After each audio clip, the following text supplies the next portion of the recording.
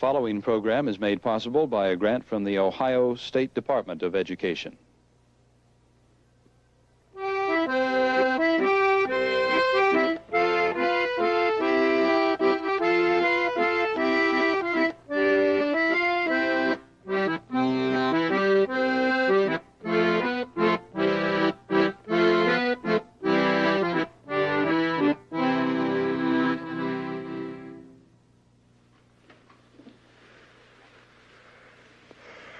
Well, that does it. I packed everything I own in the world, and now I'm getting out of this town. Well, where do you plan to go? Well, that's hard to say. But believe me, it'll be a long way from here. Might head down south. You know, it's warm down there. The sun shines every day. And when you're planting seeds in a field, why, you know, by the time you get to the end of the row, the seeds at the beginning have already popped out of the ground. Well, that sounds remarkable. What do they call this land? Call Louisiana country. Louisiana? Well, doesn't that land belong to France? Yes, but I can parlez-vous français. Oh. And believe me, after that trick Eb Stewart played on me, there's not room enough for Eb and me in the same town. So, farewell, stranger. Well, goodbye, son, and good luck to you. Thank you. Oh, they had a variety of different reasons. An unhappy love affair, a misunderstanding with a friend, or just for the sheer adventure of it. But whatever the reasons, many young men left the settled towns of the East. Some journeyed to the West. Others veered off to the South, with its rich soil and its warm climate, and its highways of rivers branching off from the mighty Mississippi. Au clair de la lune, mon ami Perrault, prêtez-moi ta plume pour écrire un mot. This then was the land of Louisiana, a rich, fertile land, crisscrossed with rivers and bayous owned by the King of France. In this lush, warm climate, new settlers found a long growing season, plenty of gentle rain, and the red earth. The fertile, rich red earth, in which almost anything would flourish and grow. Along the river pathways, they used the earth to make the bricks to build their homes. Homes that were half hidden by the thick growth and sweet blossoms of azalea, magnolia. The houses were French colonial in style, with a gallery or porch across the front where a family could sit to enjoy the summer breeze. For a Louisiana summer was hot and humid. Some homes were even built on stilts to let the cooling air circulate under the floor. These early settlers were farmers, and they established big farms or plantations near the rivers for easy transportation. They raised animals for food, and almost every plantation had a pigeonniere where pigeons were raised, for pigeons were used for food too. With such fertile land available, farming was a way to become rich. But the farmer realized he needed more help, more workers, to build bigger and better farms. And he soon discovered he could make more money by using slaves, black men and women captured in Africa and forced to come to America.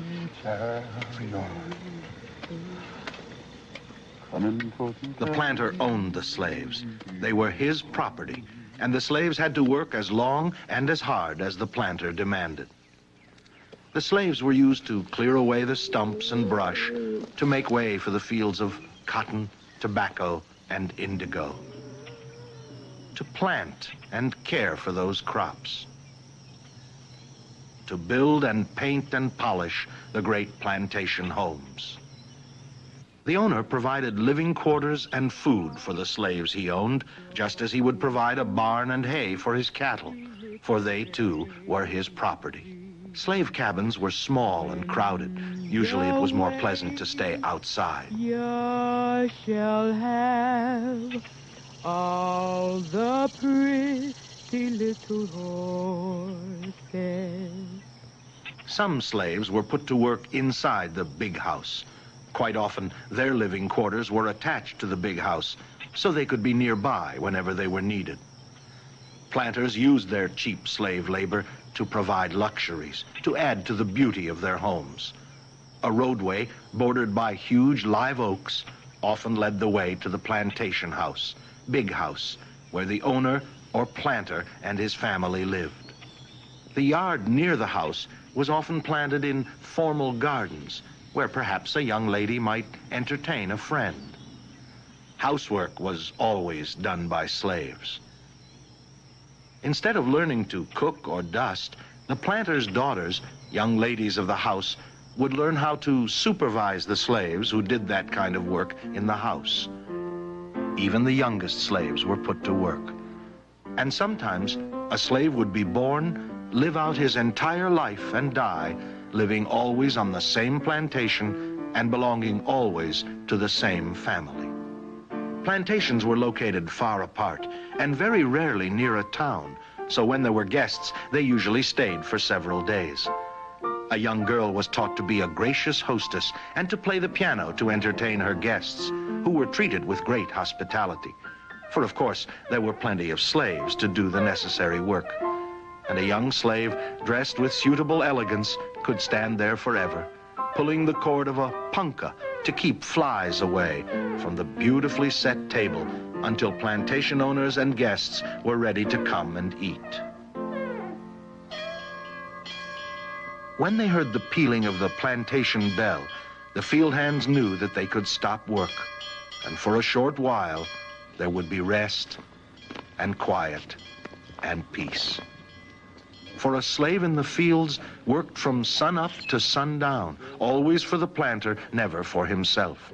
It was good to sit, to lie, to rest for a moment in the shade of the tall grass. It was good to enjoy the company of a friend.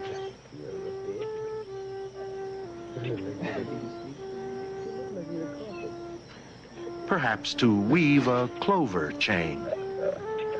Most slaves spent their lifetime in slavery, but occasionally one was set free. Such was the slave Marie-Thérèse Coquet.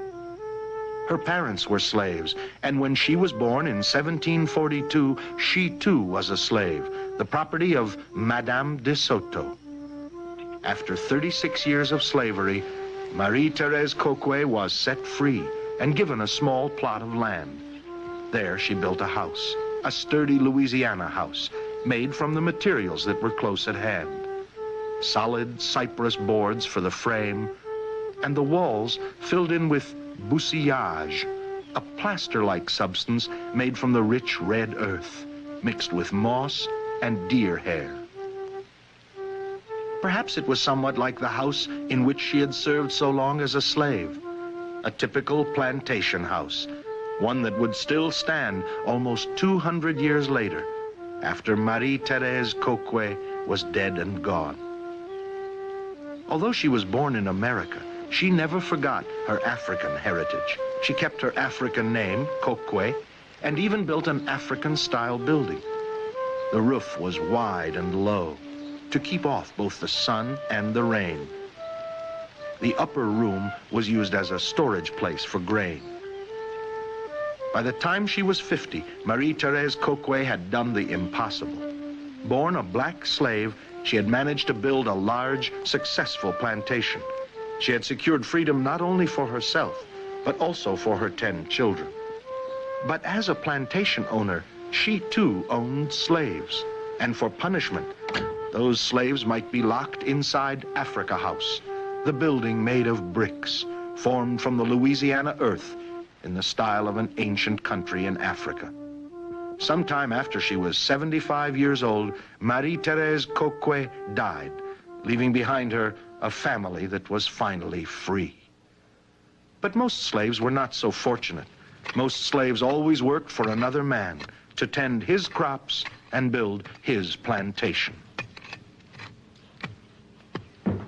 Southern hospitality was a tradition on the old plantations, and almost every big house had one bedroom which had an outside door. A friend or even a stranger was always welcome to use this room at any time of the day or night without telling anyone. Of course, it was called the stranger's room. Here a guest could relax, take off his boots, make himself at home, assured of a roof over his head and a comfortable bed for the night.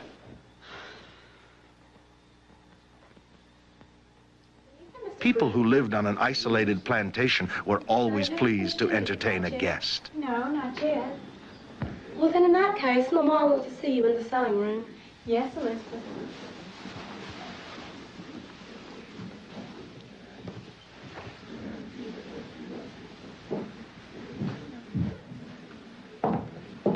And Mr. Prudhomme, how are things? Occasionally, the guest might be a traveling salesman. And with him, he might have miniature samples of the hats he had for sale. I think this one would look lovely on you, Miss Elizabeth. Well, sir, I don't rightly know about this one. Do you have another? Yes, certainly. We have this one in velvet and in satin. Yes, I think this is the one. I think it would look marvelous with my new dress for Mr. Prudhomme's ball. Yes, sir, this is it. I'll take this one. A hat of ribbon and bows to wear in the warm summer sunshine, to wear to a party on the lawn beneath the rows of tall live oak. A fancy hat to top a pretty dress of silk and lace with an impossibly wide hoop skirt. To bedazzle a soldier wearing the gray uniform of the Confederate Army. For by 1862, almost all the young men were dressed in Confederate gray. The war between the states had begun. The cannons had fired at Fort Sumter. The Confederate Army had won the battles of Rich Mountain and Bull Run. The Southerners were certain they would also win the war.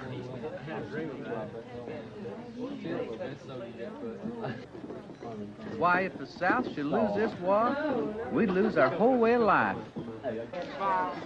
But that, sir, is surely impossible. Now tell me true, Lieutenant Beauregard, have you ever really seen an honest-to-goodness Yankee? Well, no, ma'am. To tell you the truth, I don't expect I ever will, except maybe from behind, when he's running away. I consider it a rare honor and a privilege to serve in the Army of the Confederate States of America. Well, Maribel, I'll give you my solemn promise. This old war will be over, and I'll be home to stay by mid-July. July.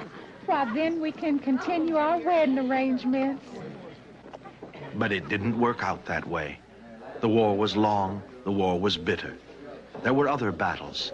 The tide turned against the South, and the war came close to home. Sir, the Union forces have broken through the defenses at Fort Jessup. And one after another, the plantations were destroyed by the advancing armies of the North. When Johnny comes marching home again, hurrah, hurrah, we'll give him a hearty welcome then, hurrah, hurrah. The men will cheer and the boys will shout, the ladies, they will all turn out and we'll all feel gay when Johnny comes marching home. And now, all the young men marched off to war. The old church bell And the red bricks of the destroyed plantations would return once again to the earth, to be plowed under into the rich red earth. The village lads and lassies say, with roses they will strew the way, and we'll all feel gay when Johnny comes marching home, when Johnny comes marching home, when Johnny comes marching home.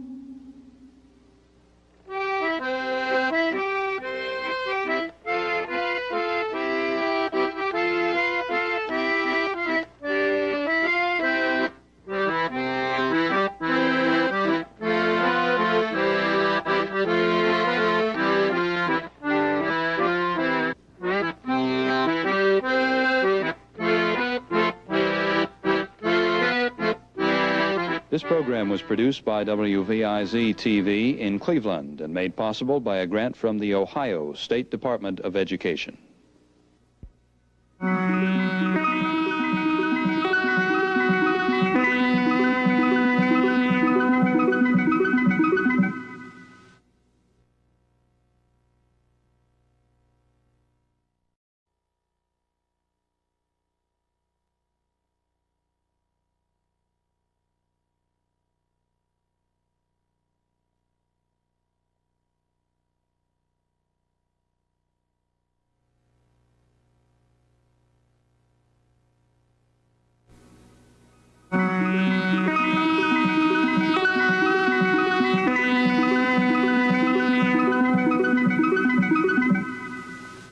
following program is made possible by a grant from the Ohio State Department of Education.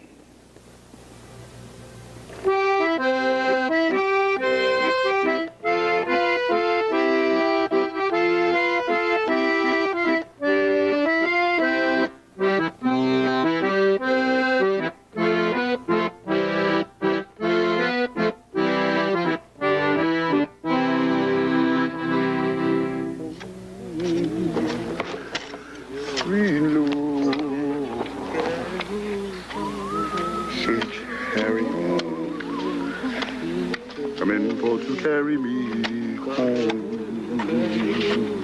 sweet Lou, sweet cherry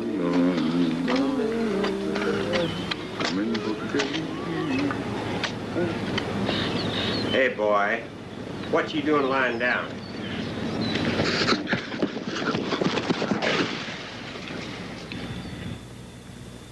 No one ever wanted to be the property of another man. No person in the world ever wanted to be a slave. But in America, in 1860, there were thousands of men, women, and children who were slaves. An intolerable life. Sometimes so intolerable, it led them to commit suicide. Others chose to run away, to become fugitives from the law.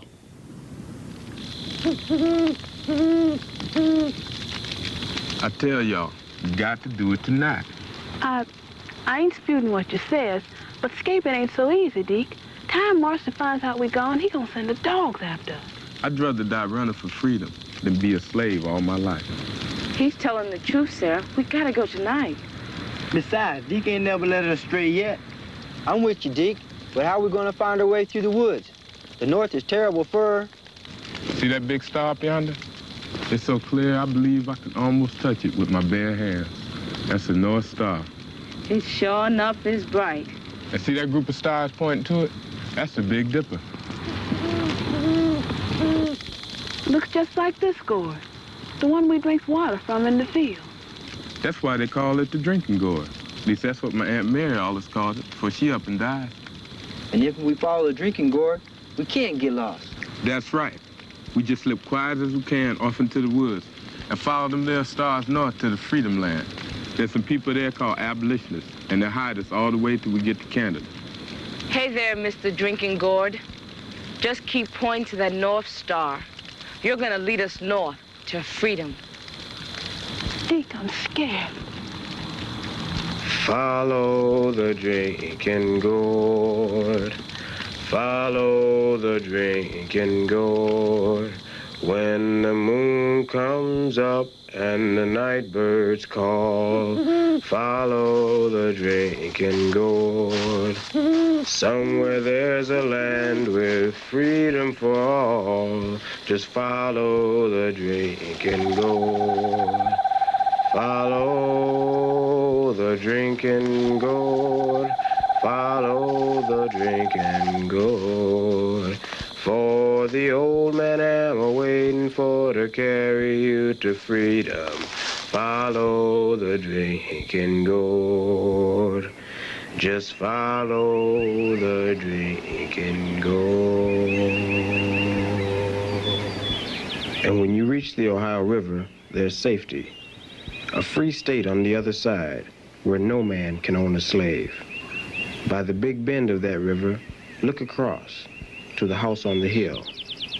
And when the sun falls low in the sky, cross that river and climb the steps. 1,000 steps to the top of the hill. And you'll see the house made of red brick, standing strong against the sky. Here, you'll find safety for a while. It was known as the Rankin House. Here, a slave escaping from the South would find food and warmth, a roof over his head, and a place to rest and sleep. It was the home of John Rankin, an abolitionist, a man who felt that slavery was evil and should be abolished. There were many abolitionists who helped slaves escape to Canada, for there was great danger to the slaves, even in a northern free state like Ohio. Plantation owners wanted to keep their slaves, so they hired men to catch the runaway slaves and bring them back. These men were known as slave hunters. It's getting so all these houses look the same. I know. This must be the 10th one we've been at looking for them runaways. Like looking for ghosts. You gotta be around here all right. Couldn't have gone far. Not with us tracking them all day and half the night. Yeah.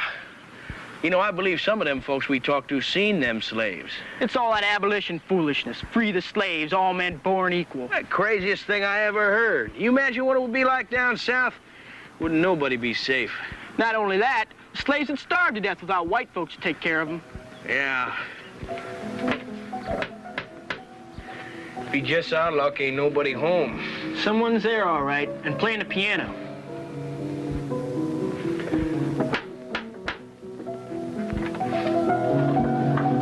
Yes, may I help you? We looking for some runaway slaves. You seen any around here? It isn't likely any slaves would come this way. That ain't what we ask you. Have you seen any slaves? Gentlemen, my wife and I have been spending a quiet musical afternoon. It's Sunday, the Lord's Day. May I suggest that you spend it in a more appropriate manner? Now hold on there. We want to talk to you about this. Now there's an ornery cuss if I ever seen one. Yeah, that's for sure. I figure he knows more than he's telling us. Could be he's hiding some slaves around here. I wonder if we ought to go get the sheriff, take a look around here legal-like. Well, not likely. This being Ohio on a Sunday afternoon. Where do you suppose those darkies could have gone? Well, beats me. But they got to be somewhere, and they had to come this way. You know, it's almost like they went underground. Yeah. And of course they had gone underground, for they had reached the Underground Railroad, a network of houses like the Rankin House where they would be safe. Each safe house was a station. Escaping slaves were passengers, and a person who would help escaping slaves was a conductor. My daughter Alice is going to whistle when it's time for you to leave. She'll have a little boat waiting for you down the hill by the river. She'll row you to the other side when it's safe. We sure want to thank you for everything, me and Sarah. If you hadn't tucked us in, I don't know what we'd have did. Sarah was tired and ailing like everything. We just couldn't go on with the other runaways. Sarah just couldn't walk none. It wasn't anything. I guess we've helped over 30 slaves escape across the river. And that's not much when you think of all the people still in slavery. You reckon Melinda, Luke, and Jess got away? I'm sure they did. Same way you're going to get away.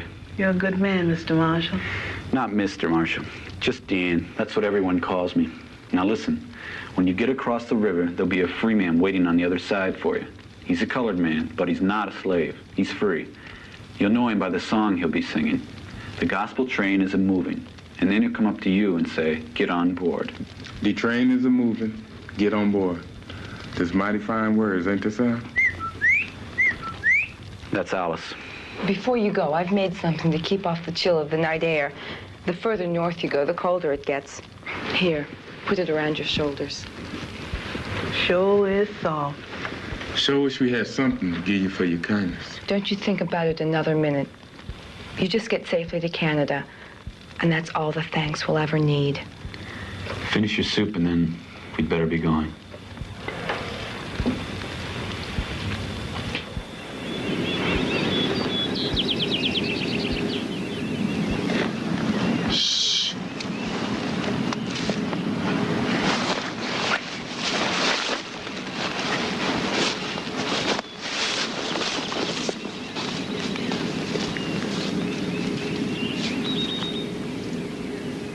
Not bad. It's a total of 32 notches. 32 people on their way to freedom.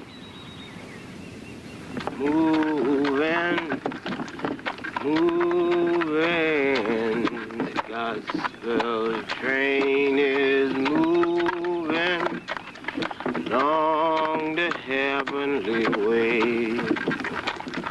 I said to the Lord, I gotta go. That's him.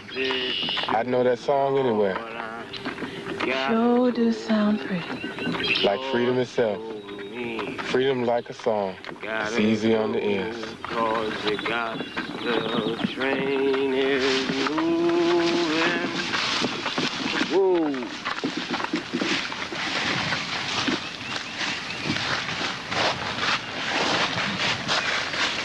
Get on board. We's ready. I'm Deke. This here's my wife, Sarah.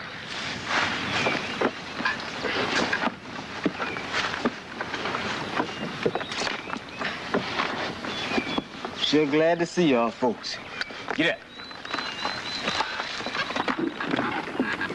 Gospel train is moving, moving, moving. Gospel train is moving on the heavenly way. Whoa! Quickly into the cellar. There are 2 slave hunters in the parlor with a warrant.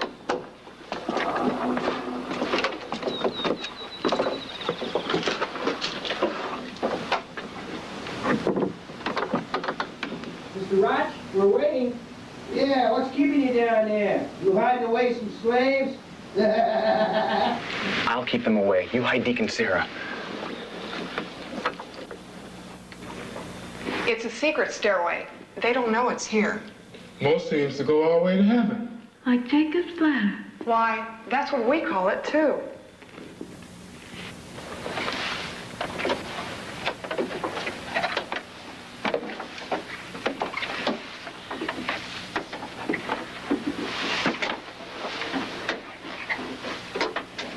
Just be very quiet.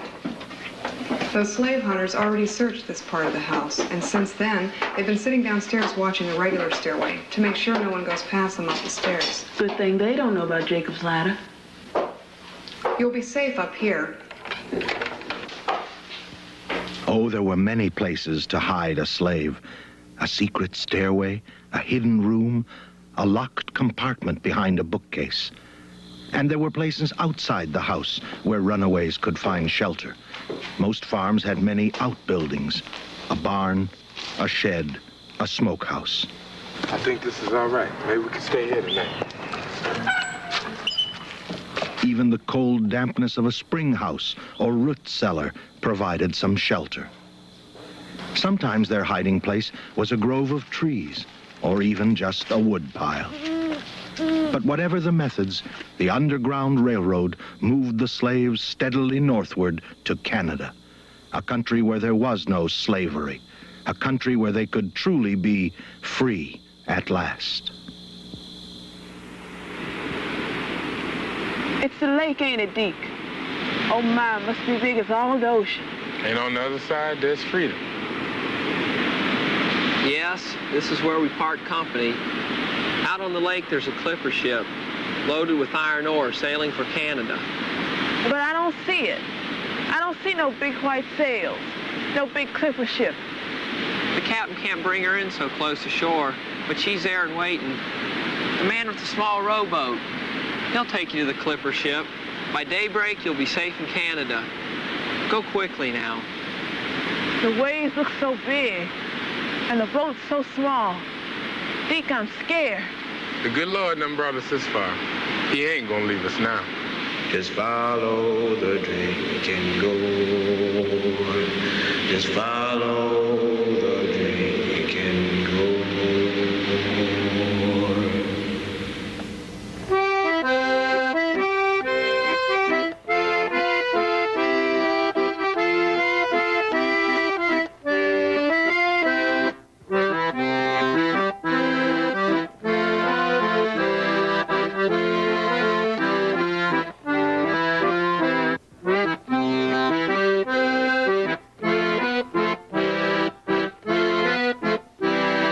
This program was produced by WVIZ-TV in Cleveland and made possible by a grant from the Ohio State Department of Education.